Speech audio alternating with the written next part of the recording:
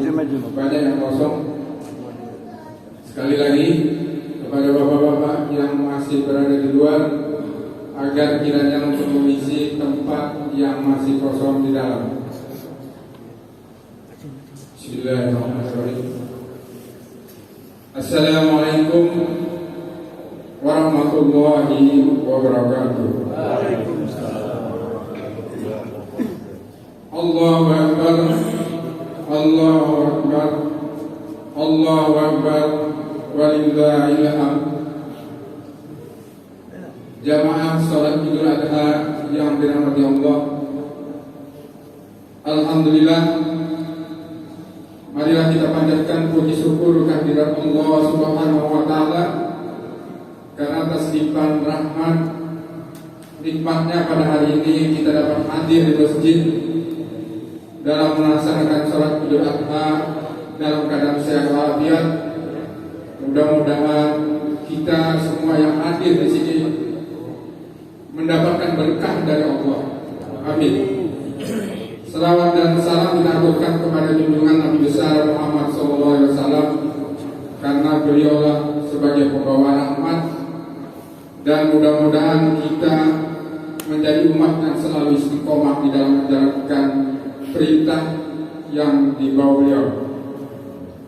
Jamaah salat Idul Adha yang dirahmati Allah, kami atas nama pengurus Masjid Al-Alah dan sekaligus panitia kurban Idul Adha menyampaikan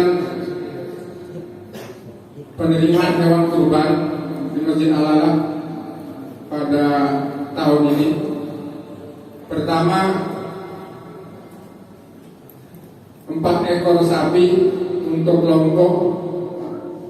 Yang kedua adalah 2 ekor sapi untuk perorangan. Jadi jumlah hewan kurban yang kami terima untuk sapi berjumlah 6 ekor. Kemudian untuk kambing itu kami menerima 4 ekor kambing untuk perorangan. Dan kupon yang telah kami edarkan sebanyak 570 kupon telah kami bagikan kepada yang berhak menerimanya. Insya Allah pelaksanaan hewan kurban akan kami laksanakan pada hari ini tepat pukul 8 pagi. Untuk itu kepada panitia untuk kiranya dapat hadir di tempat di masjid ini.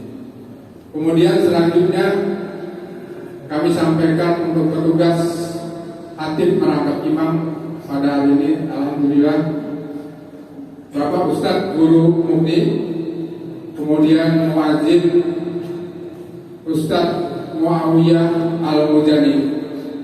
Insya Allah pelaksanaan sholat Idul Adha kita laksanakan tepat pada pukul 7. Untuk itu sebelum kita melaksanakan, sebaiknya kita mohon kepada Bapak Ustadz Guru Mukni untuk menyampaikan kafiat atau tata cara sholat Idul Adha.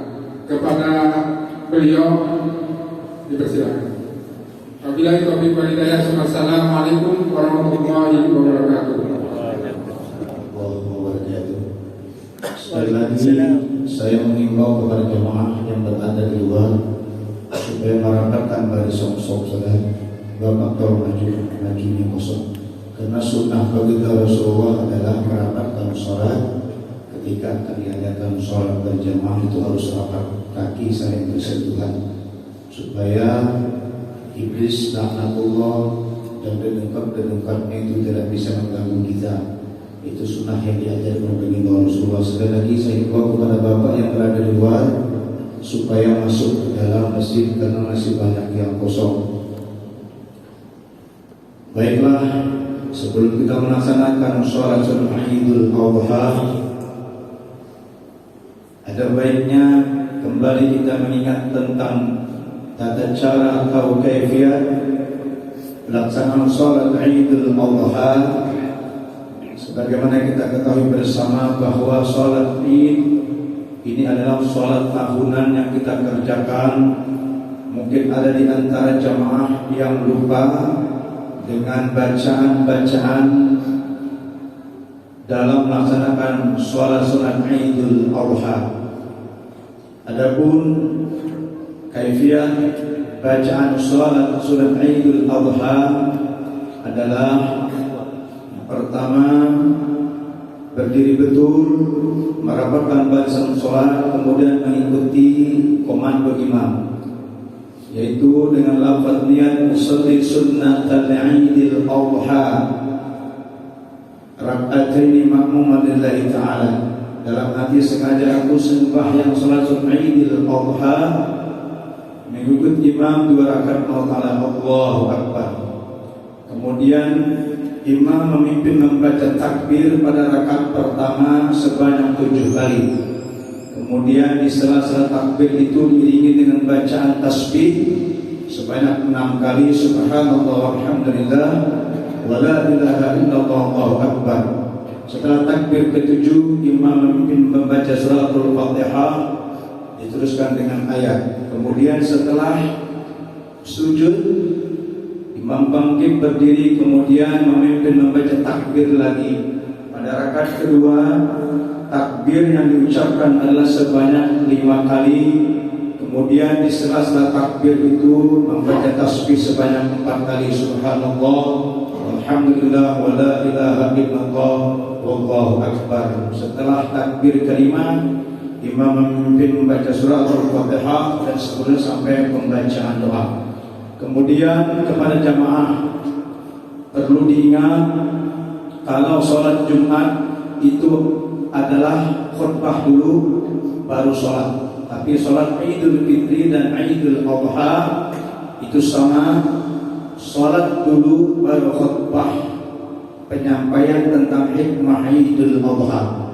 Jadi kepada jamaah setelah sholat jangan ada yang pulang, karena inti pelaksanaan sholat Idul Adha adalah melaksanakan khutbah Idul Adha. Ini yang dapat saya sampaikan. Terima kasih. Assalamualaikum warahmatullahi wabarakatuh. Sekali lagi dihimbau kepada bapak-bapak yang berada di luar, kalau masuk ini masih banyak yang kosong.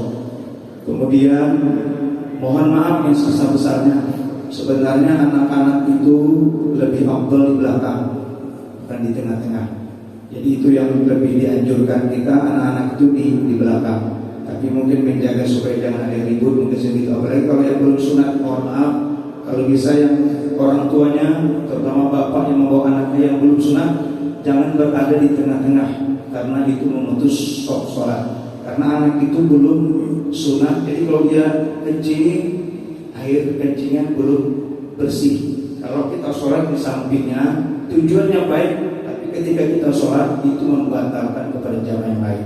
Makanya kalau di majelis taklim itu pasti disampaikan tentang tata cara sholat. Oleh karenanya anak-anak yang bapak-bapak yang bawa anak itu kalau bisa lain kali anaknya dipikir. Jadi kalau bapak bawa anak-anak, kita berada di sudut. Jadi anak ditaruh samping kiri kita supaya tidak mengganggu shock yang ada di samping, depan dan belakang kita. Itu sebenarnya yang biasa diajarkan oleh para ustaz, para mubalik, dan tentunya semua itu bersumber dari baginda Rasulullah SAW. Terima kasih.